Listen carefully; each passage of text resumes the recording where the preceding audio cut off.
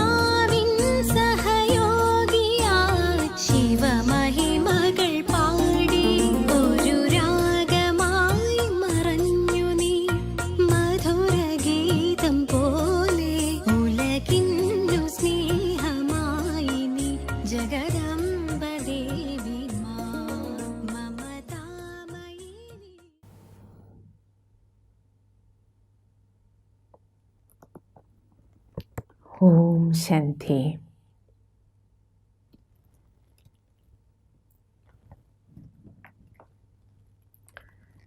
ഇന്നലെ നമ്മൾ കേട്ടത് ജഗദീഷ് ഭായി മമ്മയെ അനുസ്മരിക്കുന്നതാണ്. മമ്മ ബാബയെ പോലെ തന്നെ യോഗിയായിരുന്നു. സർവരെ പ്രതിയും സദ്ഭാവനയും സ്നേഹവും എല്ലാവർക്കും സുഖം നൽകുന്ന യോഗി, മിത്ര ശത്രുഭാവനയില്ലാത്ത, ദേഹാഭിമാനമില്ലാത്ത, യോഗത്തിലൂടെ ദേഹാഭിമാനം കളഞ്ഞ യോഗി എന്നാണ് മമ്മയെ ഭായ് സാബ് വിശേഷിപ്പിച്ചത്. ഇനി ഭായ്ജിയുടെ തന്നെ അനുസ്മരണങ്ങളാണ്. ഭേദഭാവമില്ലാത്ത, പരിധിയില്ലാത്ത സ്നേഹം. ഭായ്ജി ഓർമ്മിക്കുകയാണ്, ഡൽഹിയിൽ ഒരു സഹോദരനുണ്ടായിരുന്നു. ആ ഭായി തൻ്റെ ഭാര്യയെ വളരെയധികം മർദ്ദിച്ചിരുന്നു. പവിത്രതയുടെ കാരണത്താൽ അവരുടെ വീട്ടിൽ എന്നും കലഹമായിരുന്നു. പത്നിയെ അടിക്കുകയും പീഡിപ്പിക്കുകയൊക്കെ ചെയ്തിരുന്നു. വീട്ടിൽ നിന്ന് ഇറങ്ങി പോകാൻ പലതവണ പറഞ്ഞു. അയൽവാസികളോടും ബന്ധുക്കളോടും അദ്ദേഹം പറഞ്ഞു, സത്സംഗത്തിൽ പോകാൻ തുടങ്ങിയത് മുതൽ ഇവർ വീട്ടിലെ ഒരു കാര്യങ്ങളും ശരിയായി ചെയ്യാറില്ല, കുട്ടികളെ ശരിയായി നോക്കുന്നില്ല, അതുകൊണ്ട് ഞാൻ ഇവരെ ഇറക്കി വിടുകയാണ്. യഥാർത്ഥത്തിൽ അയാൾ പറഞ്ഞതെല്ലാം അസത്യമായിരുന്നു. അവരതെല്ലാം കറക്റ്റായി ചെയ്തിരുന്നു. എന്തെന്നാൽ കാരണം പവിത്രത പാലിക്കുന്നതായിരുന്നു. അതെല്ലാവരോടും പറയാൻ അയാൾക്ക് മടി. അവസാനം സഹികെട്ട് ഒരു ദിവസം ആ സഹോദരിയെ അയാൾ വീട്ടിൽ നിന്ന് ഇറക്കി വിട്ടു. ഒരു തീരുമാനം ആകുന്നത് വരെ ആ സഹോദരിയെ, ജഗദീഷ് ഭായ് ഇതറിഞ്ഞ് ആ സഹോദരി ബാബയുടെ വീട്ടിലെത്തിയപ്പോൾ അവരുടെ ഫാമിലിയിൽ ഒരു തീരുമാനം എടുക്കുന്നത് വരെ അവരെ സുരക്ഷിതമായി താമസിക്കാൻ വേണ്ടി ഒരു വനിതാ മന്ദിരത്തിൽ വിട്ടു. ആ സമയത്ത് ഡൽഹിയിലെ രജോരി ഗാർഡൻ സെൻറ്ററിൽ മമ്മ വരികയുണ്ടായി. അപ്പം മമ്മയെ കാണാൻ വേണ്ടിയിട്ട് ആ മാതാജി താമസിച്ചിരുന്ന വനിതാ മന്ദിരത്തിൻ്റെ പ്രധാന ചുമതലക്കാരിയെ മമ്മയെ കാണാൻ കൂട്ടിക്കൊണ്ടുവരാൻ വേണ്ടി പോയതായിരുന്നു ഞാൻ. അതിനിടയിൽ ആ വ്യക്തിക്ക് മമ്മ സെൻറ്ററിൽ ഡൽഹിയിൽ വന്ന വിവരം ലഭിച്ചു. ജഗദീഷ് ഭായി സെൻറ്ററിൽ എത്തുന്നതിന് മുമ്പ് തന്നെ അയാൾ മമ്മയെ തേടി സെൻറ്ററിലെത്തി. അപ്പോൾ സെൻറ്ററിൽ പ്രോഗ്രാമിന് വേണ്ടിയിട്ടെല്ലാം വിരിച്ചിട്ടിരിക്കുകയായിരുന്നു. കസേരകളും ഉണ്ടായിരുന്നു. തറയിൽ വിരിച്ചിരുന്ന എല്ലാ ജമക്കാളങ്ങളും എടുത്തെറിഞ്ഞു. ബൾബുകളെല്ലാം ഉടച്ചു. കസേരകൾ അയാൾ വലിച്ചെറിഞ്ഞു. വലിയൊരു രംഗം സൃഷ്ടിച്ച് ബഹളം വെച്ചു.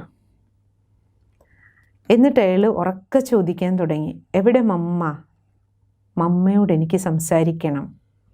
ഇന്ന് ഞാനൊരു തീരുമാനത്തിലെത്തിയിട്ടേ പോകൂ.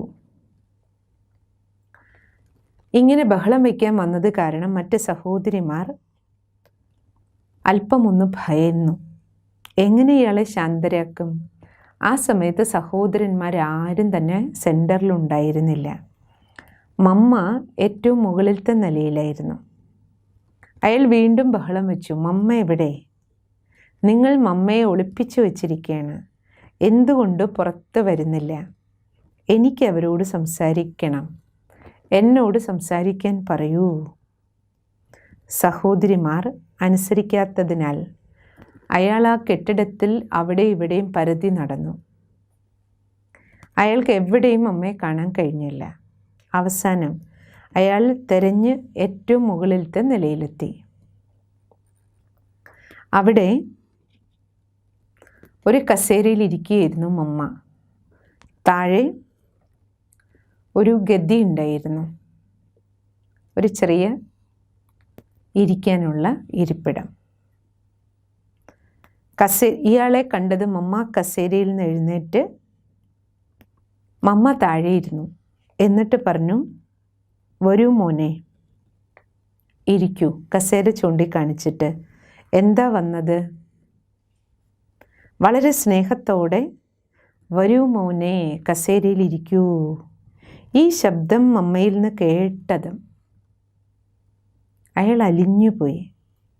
ഭവ്യതയോടെ മമ്മ മമ്മ എന്ന് വിളിച്ചുകൊണ്ട് അടുത്ത് പോയിരുന്നു.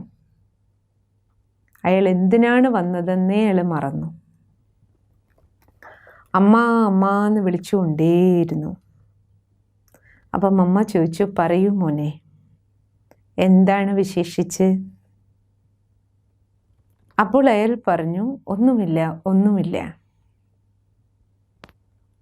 അത്രത്തോളം അയാൾക്ക് മമ്മയെ കണ്ടതും പ്രഭാവമുണ്ടായി. ശാന്തിയുടെയും ആനന്ദത്തിൻ്റെയും അനുഭൂതി ഉണ്ടായി. മമ്മ അയാളോട് മറ്റൊന്നും പറഞ്ഞില്ല. എന്തിനാ വന്നതെന്നും ചോദിച്ചില്ല. ഇത്ര മാത്രമേ മമ്മ പറഞ്ഞുള്ളൂ, വരൂ ഇരിക്കൂ. അപ്പോൾ അയാൾ ബഹുമാനത്തോടെ പറഞ്ഞു, വേണ്ട അമ്മേ, ഞാനിവിടെ താഴെ ഇരുന്നോളാം, അത് മതി. അവസാനം അമ്മ നിർബന്ധിച്ച് പറഞ്ഞപ്പോൾ അയാൾ കസേരയിലിരുന്നു. പക്ഷെ താൻ എന്തിനാണ് വന്നതെന്ന കാര്യം അയാൾക്ക് പറയാനേ കഴിഞ്ഞില്ല. മമ്മയെ തന്നെ നോക്കിക്കൊണ്ടിരുന്നു. ശാന്തിയോടെ മമ്മയും അയാൾക്ക് ദൃഷ്ടി കൊടുത്തുകൊണ്ടിരുന്നു. ആ ദൃഷ്ടി അയാൾക്ക് നല്ല ഫലം ചെയ്തു. നല്ല അനുഭവമുണ്ടായി. കുറച്ച് കഴിഞ്ഞിട്ട് അയാൾ അവിടെ നിന്ന് എഴുന്നേറ്റ് പോയി. പുറത്ത് വന്നപ്പോൾ അയാൾ പറഞ്ഞു, മമ്മ വളരെ നല്ലതാണ്. അയാൾ മമ്മയുടെ മാതൃത്വത്തിൽ അത്രയും പ്രഭാവിതനായി. അയാളുടെ മനസ്സ് വളരെ ഭാരരഹിതമായി. മാത്രമല്ല, മമ്മ എത്ര വലിയ മഹാത്മാവാണെന്ന് പറഞ്ഞുകൊണ്ടിരുന്നു. അയാളുടെ മനസ്സ് അത്രത്തോളം പരിവർത്തനപ്പെട്ടു. പിന്നീട് അയാൾ മമ്മയോട് പറഞ്ഞു, മമ്മ, ഞാൻ വീണ്ടും വരും. ഇങ്ങനെ പറഞ്ഞിട്ട് ആൾ പോയി. മമ്മ അയാളോട് ഒരിക്കലും ചോദിച്ചില്ല, താങ്കൾ ആരാണ്, എവിടെ നിന്ന് വന്നു, ആരോട് ചോദിച്ചിട്ടാണ് മമ്മയുടെ റൂമിലേക്ക് വന്നത്, ഒന്നും ചോദിച്ചില്ല. വളരെ സ്നേഹത്തോടെ അയാളോട് സംസാരിച്ചു. അയാൾക്ക് ബഹുമാനം കൊടുത്തു. അതോടെ അയാളുടെ മനസ്സ് പരിവർത്തനപ്പെട്ടു.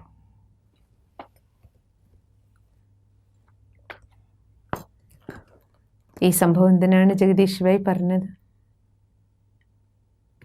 മമ്മയുടെ ദൃഷ്ടിയും സാന്നിധ്യവും അല്ലേ ഇത്രയും വലിയ സർവീസ് ചെയ്തിരുന്നു. എത്ര വലിയ വിരോധിയെയും അവരുടെ ഉള്ളിൽ പരിവർത്തനം ഉണ്ടാക്കാൻ മമ്മയുടെ വൈബ്രേഷൻസ്. ബാബ പറയില്ലേ, അതല്ലേ മനസ്സാ സേവ എന്ന് പറയണ ബാബ. നമ്മളിലെ ഊർജം പോയി മറ്റാത്മാക്കളുടെ മനോവൃത്തിയിൽ പരിവർത്തനം സൃഷ്ടിക്കുക. അപ്പം മമ്മയുടെ ആ ശക്തിയാണ് നമ്മളിവിടെ ജഗദീഷ് ഭായ് ഈ സംഭവത്തിലൂടെ നമുക്ക് പറഞ്ഞു തരുന്നത്. എല്ലാവരും പറയുമായിരുന്നു, ഇത് എൻ്റെ അമ്മയാണ്, മമ്മ എൻ്റേതാണ്. ആര് കണ്ടാലും പറയുമായിരുന്നു. ആ കാലഘട്ടത്തിൽ പലപ്പോഴും പലരും ബ്രഹ്മബാബയെ പോലും നിന്ദ ചെയ്തിരുന്നു. യജ്ഞത്തിലെ കുട്ടികളെല്ലാം സഹിച്ചിരുന്നു. പക്ഷേ ആരാണോ തങ്ങൾക്ക് അനന്യമായ സ്നേഹം നൽകി ജീവിതം തന്നത്, ആ ബാബയെ പറ്റി ആരെങ്കിലും മോശമായി പറയുന്നത് കേൾക്കുമ്പോൾ ചില കുട്ടികളെങ്കിലും അവരുടെ ഉള്ളിലെ ഒരു ഉത്തേജനം വരുമായിരുന്നു. പക്ഷേ ഇതും പാടില്ല എന്ന് മമ്മ പഠിപ്പിച്ചു. മമ്മയുടെ ജീവിതം കണ്ട് ഞങ്ങളത് പഠിച്ചു. അപ്പം ജഗദീഷ് ഭായ് പറയാണ്, മാതൃകയായി ആരും ഇല്ലെങ്കിൽ വ്യക്തികൾ ആരെ അനുകരിക്കും? ശിവബാബ മുരളി നൽകുന്നു. പക്ഷെ അതേപോലെ ജീവിച്ച് കാണിക്കുന്ന ആരെങ്കിലും മാതൃകകൾ മുന്നിൽ വേണ്ടേ?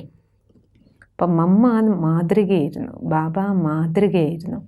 അതുകൊണ്ടാണ് ഞങ്ങൾക്കെല്ലാം അത് കണ്ട് പഠിക്കാൻ കഴിഞ്ഞത്. അങ്ങനെയുള്ള ആദർശ ധീരർ ഉണ്ടാകുക തന്നെ വേണം. അവരെയാണ് മഹാത്മാവെന്ന് പറയുക. മനസ്സും വാക്കും കർമ്മവും സമാനമാകുമ്പോൾ, ഉള്ളിലും പുറത്തും ഒരേപോലെയാണെങ്കിൽ അവരാണ് മഹാത്മാക്കൾ. മമ്മയുടെ ജീവിതം തികച്ചും കണ്ണാടി പോലെ നിർമ്മലമായിരുന്നു. ആരടുത്തു പോയാലും, നമ്മളാകട്ടെ അന്യരാകട്ടെ, ബാബയുടെ കുട്ടികളാകട്ടെ ജ്ഞാനത്തിലില്ലാത്തവരാകട്ടെ, ഓരോരുത്തരും അനുഭവം പറയുമായിരുന്നു, ഇത് എൻ്റെ അമ്മയാണ്. അമൃതസറിൽ വെച്ചൊരു സംഭവമുണ്ടായി. ഒരു പറ്റം ആൾക്കാർ വിരോധികളെ ബഹളം വച്ചിട്ട് വന്നു. ഡൽഹിയിലേക്ക് ടെലിഗ്രാം വന്നു, ഉടൻ അമൃത്സറിലെത്താൻ. മമ്മയുടെ പ്രോഗ്രാം നടക്കുന്ന സ്ഥലത്ത് ഇതുപോലെ വിരോധികൾ വന്ന് ബഹളം വയ്ക്കുന്നുണ്ട്. ഞാനും ബ്രിജ്മോഹൻ ഭായിയുടെ പിതാവും ആനന്ദ് ദാദാജി രാവിലെ തന്നെ ഞങ്ങൾ അവിടെ എത്തി. അമൃത്സറിൽ അവിടെ ഒരു മെഡിറ്റേഷനുള്ള പാട്ട് വെച്ചിട്ടുണ്ടായിരുന്നു. ഏകദേശം 1500 പേരുണ്ടായിരുന്നു. മമ്മ വന്നിരിക്കുകയല്ലേ, അപ്പോൾ വലിയ പ്രോഗ്രാം നടക്കുകയാണ്. അപ്പോൾ ഒരു കൂട്ടം വിരോധികൾ പുറത്ത് വന്ന് വാതിലിൽ തട്ടിപ്പറഞ്ഞു, ഞങ്ങളെ അകത്തേക്ക് കടത്തിവിടൂ, ഞങ്ങൾക്ക് മാതേശ്വരിയുമായി സംസാരിക്കണം. സഹോദരിമാർ അകത്തുണ്ടായിരുന്നുവെങ്കിലും അവർ വാതിൽ തുറന്നില്ല. അവസാനം ഈ വിരോധികൾ വാതിൽ തള്ളി തുറന്നകത്ത് വന്നു. അപ്പോൾ സഹോദരിമാർ പറഞ്ഞു, മാതേശ്വരി ഇപ്പോൾ താങ്കളെ കാണില്ല. ഉടൻ അവർക്ക് ദേഷ്യം വന്നു. ഞങ്ങൾ ഇത്രയും പേർ വന്നിട്ടും എന്തുകൊണ്ട് ഞങ്ങളെ കാണാൻ അനുവദിക്കുന്നില്ല? ഞങ്ങൾക്ക് വെറും 5 മിനിറ്റ് സമയം മതി. ഇപ്പോഴില്ലെങ്കിൽ പിന്നെ എപ്പോൾ കാണും? കുറച്ച് കഴിഞ്ഞ് നിങ്ങൾ പറയും മമ്മ പോയെന്ന്. അതുകൊണ്ട് ഞങ്ങൾ മമ്മയെ കണ്ടിട്ടേ പോകൂ. വാതിൽ തള്ളി തുറന്ന് മാതേശ്വരിയുമായി സംസാരിക്കുന്നതിന് വേണ്ടി ചുമതലപ്പെട്ട ഒരു 5-6 പേർ ആ വിരോധികളുടെ ഗ്രൂപ്പിൽ നിന്ന് അകത്തേക്ക് വന്നു. 1-ാം നിലയിലായിരുന്നു മമ്മ. മമ്മ ഇരിക്കുന്നിടത്തേക്ക് അവർ നടന്നു. അവിടെ ക്ലാസ്സും യോഗവും നടക്കുകയായിരുന്നു. മമ്മ യോഗം ചെയ്തുകൊണ്ടിരിക്കുകയായിരുന്നു. സമ്പൂർണ്ണ ഗഹനമായ ശാന്തിയായിരുന്നു. മമ്മ അനങ്ങാതെയിരുന്നു.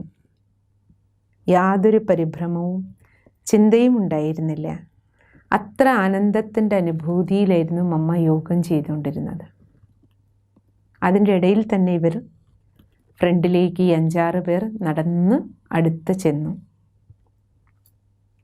മമ്മ യോഗം ചെയ്തിരിക്കുന്നത് കണ്ട് ഈ വിരോധികൾക്ക് വളരെയധികം ഗഹനമായ ശാന്തിയുടെ അനുഭവമുണ്ടായി. അവർക്ക് അക്ഷമയോ ആവേശമോ ഉണ്ടായില്ല. അവരും പോയി മമ്മയുടെ സമീപത്ത് ചെന്നിരുന്നു.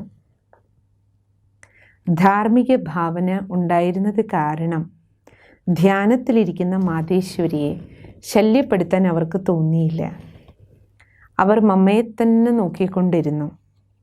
കണ്ണുകൾ തുറന്നിരുന്നു. എന്നാൽ നിശ്ചലവും പ്രശാന്തവുമായിരുന്നു മമ്മ. അവർക്കും വളരെയധികം ആനന്ദം അനുഭവപ്പെട്ടു. മുറിയിൽ മുഴുവൻ ശാന്തിയുടെ പ്രകമ്പനങ്ങളായിരുന്നു. ആ വിരോധികൾക്ക് പോലും തോന്നി മമ്മ പരമപവിത്രയാണ്, കമലപുഷ്പ സമാനമാണ്, കമലാസനധാരിയാണ്. ഈ അനുഭവം അവർക്കുണ്ടായി. അങ്ങനെ പല അനുഭവങ്ങൾ അവർക്ക് ലഭിച്ചു. അല്പനേരം അങ്ങനെ ഇരുന്നതിന് ശേഷം അവർ മമ്മയുടെ കണ്ണുകളിലേക്ക് നോക്കി. മമ്മയുടെ നേത്രങ്ങളിൽ നിന്ന് പ്രകാശം തന്നെ പ്രകാശം ഒഴുകി വന്നുകൊണ്ടിരുന്നു. ടോർച്ച് പ്രകാശിക്കുന്നത് പോലെ മമ്മയുടെ 4 ചുറ്റും പ്രകാശവലയമായിരുന്നു. ഇതെന്താണെന്ന് അവർക്ക് മനസ്സിലാക്കാൻ കഴിഞ്ഞില്ല. എന്നാൽ ഇത്രയും മനസ്സിലായി, ഇവരിൽ വളരെയധികം തപശക്തിയുണ്ട്. ഇവർ വളരെയധികം സാധന ചെയ്തിട്ടുള്ളവരാണ്. മറ്റേതെങ്കിലും സ്ത്രീകളായിരുന്നു എങ്കിൽ അപരിചിതരെ കണ്ടാൽ പേടിക്കുകയോ ഉറക്കം നിലവിളിക്കുകയോ വഴക്കു പറയുകയോ ചെയ്യുമായിരുന്നു. എന്നാൽ ഇവർ തീർത്തും ശാന്തയായിരുന്നു, നിശ്ചലയായിരുന്നു. ശാന്തിയുടെ ശക്തിയാൽ മമ്മ അവരെയും ശാന്തരാക്കി. ശാന്തിയുടെ ശക്തിയുടെ ആവശ്യമാണ് അവിടെ ഉണ്ടായിരുന്നത്. സംസാരത്തിൻ്റെ ആവശ്യമേ ഉണ്ടായിരുന്നില്ല. ആ നിർബല ആത്മാക്കൾ, അവർക്ക് മമ്മ ശാന്തിയുടെ ശക്തി കൊടുത്തു. കുറേ സമയം അവരങ്ങനെ തന്നെ ഇരുന്നു. ഇനി ഒന്നും സംസാരിക്കേണ്ട ആവശ്യമേ ഇല്ല എന്നവർക്ക് തോന്നി. ഇരിക്കുന്ന സ്ഥലത്ത് ശാന്തിയോടെ ഇരിക്കുന്നതാണ് നല്ലതെന്ന് അവർക്ക് മനസ്സിലായി. ഒരു ചെറിയ ശബ്ദം പോലും ഇവിടെ ഉണ്ടാക്കുന്നത് അനാവശ്യമാണെന്ന് അവർക്ക് തോന്നി. മമ്മ ശബ്ദത്തിനുപരിയായ ലോകത്തിലാണെന്ന അനുഭവം അവർക്കുണ്ടായത് കാരണം ഒരേ സ്ഥലത്ത് ഒരേ ആസനത്തിൽ ഇത്രയും നേരം ഇരിക്കാൻ കഴിയുക ഇതൊരു അസാധാരണ തപസ്വിനിക്കേ കഴിയൂ എന്നവർക്ക് മനസ്സിലായി. ശരീരത്തെ വിജയിച്ച് കണ്ണുകളെയും മനസ്സിനെയും നിയന്ത്രണത്തിൽ കൊണ്ടുവന്നതിനാൽ ഇത്രയധികം സ്ഥിരതയോടെ ഇരിക്കുന്ന ഇവർ ഒരു മഹാത്മാവാണെന്ന് ആ വിരോധികൾക്ക് പോലും മനസ്സിലായി. അവരിൽ കുറച്ചു പേർ ധാർമ്മിക ഗ്രന്ഥങ്ങൾ പഠിക്കുന്നവരും ഭക്തി ചെയ്യുന്നവരുമായിരുന്നു. ഇപ്രകാരം അവിടെ വന്നവരൊക്കെ തങ്ങളുടെ ശത്രുത മറന്ന് സന്തോഷത്തോടെ തിരിച്ചുപോയി.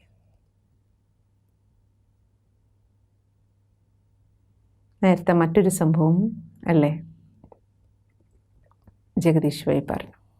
ഇപ്പോൾ വിരോധികളുടെ ഒരു ഗ്രൂപ്പ്, നേരത്തെ ഒരു ദേഷ്യക്കാരൻ്റെ ദേഷ്യം മാറിയ സംഭവമാണ് പറഞ്ഞിരുന്നത്. ഒരു ജഗദീഷ് ഭായി മമ്മയോടൊപ്പം സ്വന്തം കൺമുന്നിൽ കണ്ട അനുഭവങ്ങളാണ് നമ്മളോടൊപ്പം പങ്കുവയ്ക്കുന്നത്.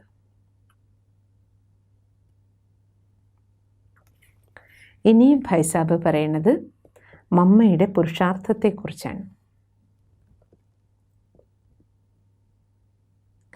ബാബ നമ്മളോട് ഇടയ്ക്കിടയ്ക്ക് മുരളിയിൽ പറയാറുണ്ട്, മക്കളെ, നിങ്ങളുടെ യോഗത്തിൻ്റെ അവസ്ഥയിലൂടെ മനസാ സേവനവും നടക്കണം. അന്തിമത്തിൽ അങ്ങനെയുള്ള സേവനം ചെയ്യേണ്ടി വരും. ധാരാളം ആൾക്കാർ പരിഭ്രാന്തരും ദുഃഖിതരും അശാന്തരുമായിരിക്കും. അവർക്ക് ദൃഷ്ടി കൊടുത്ത് ശാന്തിയും ശക്തിയും പകരണം. മമ്മയുടെ ജീവിതത്തിൽ ഇങ്ങനെയുള്ള എല്ലാ സ്നേഹി അവസ്ഥകളും ഞാൻ കണ്ടിട്ടുണ്ട്. ബാബ മമ്മയോട് ഒരു കാര്യവും പലതവണ പറഞ്ഞിരുന്നില്ല, പറയേണ്ട ആവശ്യമേ ഉണ്ടായിട്ടില്ല.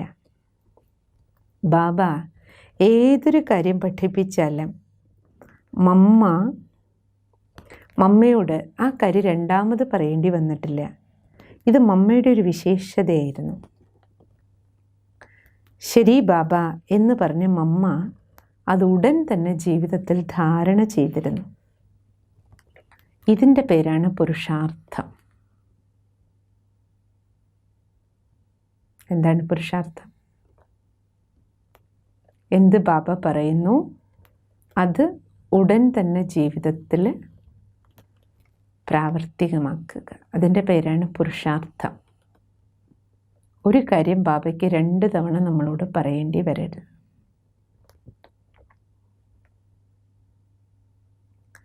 മമ്മ സ്വയം മുരളി കേൾപ്പിച്ചിരുന്നു.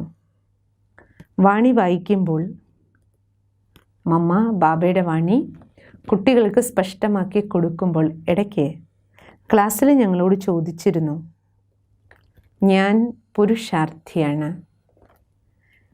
ഈ വാക്ക് ഇടയ്ക്കിടയ്ക്ക് താങ്കൾ കുട്ടികളെല്ലാവരും ഉപയോഗിക്കാറില്ലേ? ഏതർത്ഥത്തിൽ, ഏത് ഭാവത്തോടെയാണ്, ഏത് സാഹചര്യത്തിലാണ് താങ്കൾ പുരുഷാർത്ഥി എന്ന പദം ഉപയോഗിക്കാറുള്ളത്?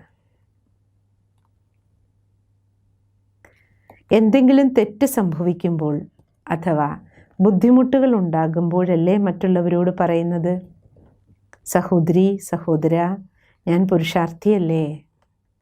പുരുഷാർത്ഥികളാകുമ്പോൾ ഇങ്ങനെയൊക്കെ സംഭവിക്കില്ലേ? നമ്മളാരും പൂർണ്ണതയിലെത്തിയിട്ടില്ലല്ലോ. ഈ അർത്ഥത്തിലാണോ താങ്കൾ പുരുഷാർത്ഥി എന്ന പദം ഉപയോഗിക്കാറുള്ളത്? പുരുഷാർത്ഥി എന്ന പദത്തിൻ്റെ അർത്ഥം താങ്കൾ ഇപ്രകാരമാണോ ധരിച്ചു വച്ചിരിക്കുന്നത്? ആരെങ്കിലും എന്തെങ്കിലും തെറ്റുകൾ ചെയ്താൽ, മറന്നാൽ, അല്ലെങ്കിൽ എന്തെങ്കിലും കുറവുകൾ കാണുമ്പോൾ ന്യായീകരിക്കാനുള്ള പദമാണോ പുരുഷാർത്ഥം? പുരുഷാർത്ഥി എന്നാൽ ഇതല്ല അർത്ഥം. പുരുഷാർത്ഥി എന്നതിൻ്റെ യഥാർത്ഥ അർത്ഥം ആരോടാണോ ഒരു കാര്യം ഒരിക്കൽ മനസ്സിലാക്കി കൊടുത്ത ശേഷം രണ്ടാമത് ഒരു തവണ അവരോട് പറയേണ്ടി വരാത്തത്. ഒരിക്കൽ പറഞ്ഞു കൊടുത്ത കാര്യം വീണ്ടും പറയേണ്ടതില്ല എന്ന് പറഞ്ഞാൽ എന്താ അർത്ഥം? ഒരു തവണ പറഞ്ഞപ്പോൾ തന്നെ അത് അതേപോലെ ജീവിതത്തിൽ ധാരണയാക്കുന്നവരുടെ പേരാണ് പുരുഷാർത്ഥി. അങ്ങനെയുള്ള പുരുഷാർത്ഥമാണ് നമുക്ക് ചെയ്യേണ്ടത്. ഇത് മമ്മയുടെ ജീവിതത്തിൽ പ്രായോഗികമായി ഞാൻ ദർശിച്ചു. ബാബ എന്ത് പഠിപ്പ് നൽകിയാലും മമ്മ അതേപടി അപ്പോൾ തന്നെ പാലിക്കുകയും ആചരിക്കുകയും ചെയ്തിരുന്നു. ബാബയ്ക്ക് മമ്മയോട് ഒരിക്കലും രണ്ടാമതൊരു കാര്യം പറയേണ്ടി വന്നിട്ടേയില്ല.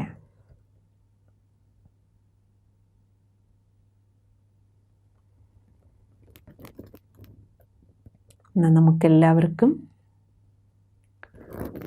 നമ്മുടെ ഉള്ളിലേക്കും ഈ പുരുഷാർത്ഥി എന്ന പദം വളരെ ശരിയായ അർത്ഥത്തിൽ, റൈറ്റ് മീനിങ്ങിൽ, റൈറ്റ് സെൻസിൽ നമുക്ക് ഉപയോഗിച്ച് തുടങ്ങും. പൊതുവെ നമുക്ക് എന്തെങ്കിലും അബദ്ധം പറ്റുമ്പോൾ അല്ലേ, അപ്പോഴല്ലേ നമ്മൾ പറയാവൂ പുരുഷാർത്ഥികളല്ലേ നമ്മളെല്ലാം. മമ്മ എന്താ പറഞ്ഞിരുന്നത്? ഈ രീതിയിൽ പുരുഷാർത്ഥി എന്നതിൻ്റെ പരിഭാഷ പറയരുത്. ആരെയെ പുരുഷാർത്ഥി എന്ന് പറഞ്ഞിരുന്നേ മമ്മ? ഒരിക്കൽ ചെയ്ത തെറ്റ് ആവർത്തിക്കാതിരിക്കുക, അല്ലെങ്കിൽ ഒരിക്കൽ കിട്ടിയ പാഠം അല്ലെ രണ്ടാമത് ആരെക്കൊണ്ടൊന്നും പറയിപ്പിക്കാതിരിക്കുക. എന്ത് ബാബ നിർദ്ദേശം തരുന്നു, അല്ലെങ്കിൽ എന്ത് മുതിർന്നവർ നമുക്ക് കറക്ഷൻ തരുന്നു, അത് ഉടനെ ചെയ്ത് കാണിക്കുക. രണ്ടാമത് ആർക്കും നമ്മളോട് പറയേണ്ടി വരരുത്. അതാണ് പുരുഷാർത്ഥി. ഈ പാഠം ഇന്ന് നമുക്ക് മമ്മയുടെ ഈ സ്മരണയുടെ മാസത്തിൽ ഈ വിശേഷ എസൻസ്ഫുള്ളായിട്ടുള്ള പാഠം നമുക്ക് നമ്മുടെ ജീവിതത്തിൽ ധാരണ ചെയ്യാനുള്ള അറ്റൻഷൻ വയ്ക്കാം. ഓം ശാന്തി. ബാബയുടെ ഓർമ്മയിലിരുന്ന് പുരുഷാർത്ഥി എന്ന പദത്തെ സദുപയോഗം ചെയ്യാൻ ദൃഢതയോടെ സങ്കല്പം എടുക്കുക.